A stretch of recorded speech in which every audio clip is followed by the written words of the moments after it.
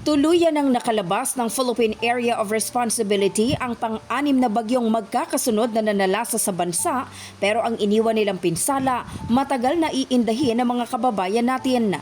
Daan-daang bahay at establishmento ang nawasak habang marami ring taniman ang nalubog sa baha. Kaya naman nanawagan si Pangulong Marcos sa mga Pilipino na alalahanin ang mga naging biktima ng bagyo ngayong ilang linggo na lang ay magpapasko na. Pagkadating ng Pasko, tayong mga Pilipino, alalahanin naman natin ang mga ating mga kababayan na nasa lanta. Apela ng Pangulo sa mga Pilipino, huwag kalimutang mamahagi ng kanilang biyaya sa mga biktima ng kalamidad. Kahit paano sana yung ating sanang gawing papamasko, pamahagihan natin sa kanila. Ano naman at sila'y naghihirap.